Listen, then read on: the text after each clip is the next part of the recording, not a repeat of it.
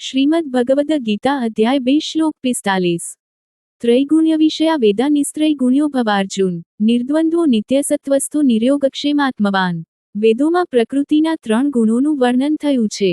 હે અર્જુન, આ ત્રણેય ગુણોથી ઉપર ઉઠીને વિશુદ્ધ આધ્યાત્મિક ચેતનામાં સ્થિત થા। તારી જાતને દ્વૈતભાવથી મુક્ત કરી શાશ્વત સત્યમાં સ્થિર કરી અને ભૌતિક લાભ તથા સુરક્ષાની ચિંતાથી રહિત થઈ આત્મામાં સ્થિર થા।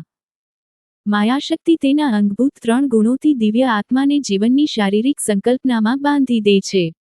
માયિક પ્રકૃતિના આ ગુણો છે સત્વ, સાત્વિકતા, રાજસ, રાજસિકતા અને તામસ, અજ્ઞાનતા। આ ત્રણેય ગુણોનું સાપેક્ષ પ્રમાણ પ્રત્યેક વ્યક્તિમાં તેના અનંત પૂર્વજન્મના સંસ્કારો પ્રમાણે બદલાય છે, કારણ કે પ્રત્યેક વ્યક્તિની રુચિ અને મનોવૃત્તિ ભિન્ન ભિન્ન હોય છે।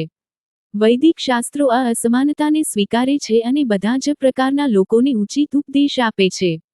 જો શાસ્ત્રોમાં સાંસારિક વૃત્તિ ધરાવતા લોકો માટે ઉપદેશ ના હોત તો તેઓ અવનતિના પથ પર વધારે આગળ નીકળી જાત। તેથી વેદો તેમને કઠિન કર્મકાંડ કરવા બદલ સાંસારિક લાભ પ્રદાન કરે છે, જે તેમને તામસી ગુણથી રાજસી અને રાજસીથી સાત્વિક ગુણ તરફ ઉપર ઉઠવામાં સહાયરૂપ થાય છે। આ રીતે વેદોમાં બંને પ્રકારના જ્ઞાન નિહિત છે, સાંસારિક આસક્ત લોકો માટે કર્મકાંડ અને આધ્યાત્મિક મુમુક્ષુઓ માટે દિવ્ય જ્ઞાન। જ્યારે શ્રી કૃષ્ણ અર્જુનને વેદોનો અસ્વીકાર કરવાનું કહે છે ત્યારે તેમનું આ વિધાન પૂર્વવર્તી તેમજ અનુગામી શ્લોકોના સંદર્ભમાં સમજવું આવશ્યક છે। તેઓનું તાત્પર્ય છે કે અર્જુને વેદોના એ વિભાગથી આકર્ષિત થવું જોઈએ નહીં કે જે સાંસારિક લાભો મેળવવા માટે વિધિ વિધાન તથા અનુષ્ઠાનોનું પ્રતિપાદન કરે છે।